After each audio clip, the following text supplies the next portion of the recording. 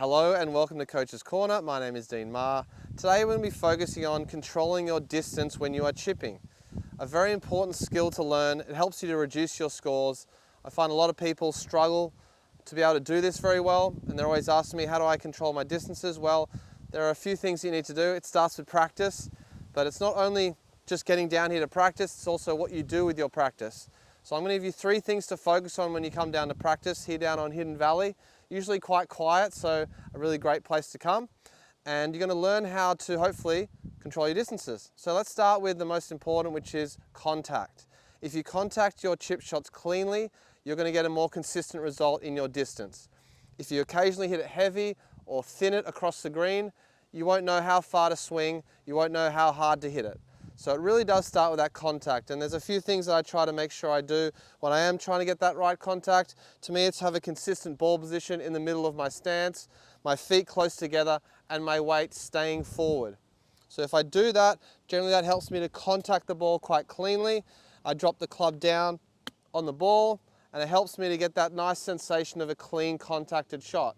Now that's the first step. This is where you need to come down to practice this, to know that you can do it off a generally okay lie, contact it perfectly, no sense of thin or heavy. That is the first step. The second step is just understanding how to swing it a little bit longer or shorter depending on the length of shot. So once you get your contact right, now it's time that you need to essentially feel how long to swing. And for everyone, it's just a little bit different.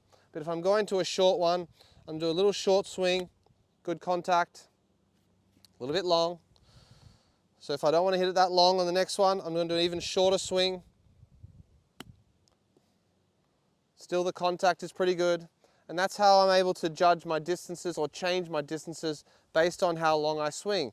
Now I tend to find as people get to their longer shots that we start to see their contact suffer because they're swinging longer and they generally miss-hit the shot then. So then we go back to square one again.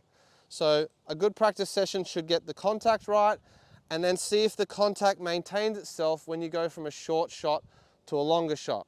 A very important skill. And I find generally with the longer shot people start to struggle because they start to move around too much. Their weight doesn't stay on their front foot and they might lift up or down when they're trying to play the shot. So it's really important to stay weight on the front foot and stay down through the shot no matter how long the swing is. Finally, it's important to find a rhythm to stick to. I like the tick-tock method, I like the grandfather clock, I like to work with the gravity of the club, feel the weight of the club swing. If I tend to use this kind of a method, I generally find my rhythm is better and my consistency of my distance control improves. So I'm working with the natural swing of the club when I'm playing these short game shots. So if I've got a short little shot, it's just a little swing. If I've got a big longer shot, it's a bigger swing, but I'm maintaining that same tick-tock sort of tempo. So I'm going to demonstrate here to maybe this white flag I should say. Weights on the front foot, tick-tock. Quite a nice sort of swing to that. I caught it pretty well. If I want to go a bit longer, same thing, same ball position. I'm going to the red flag now. Tick-tock. It should turn around nicely. And so a really great place to come to practice those 3 things down here at Hidden Valley. Get your contact right, change the length of your swing and try to maintain that contact. And then finally try to see if you can have that nice even swing to the club each time.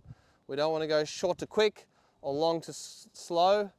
You want to have the same sort of swing back to through. So I hope that helps your distance control with your chipping. Get out there and practice it. Come down Hidden Valley. If not, book a lesson and we can work on it there.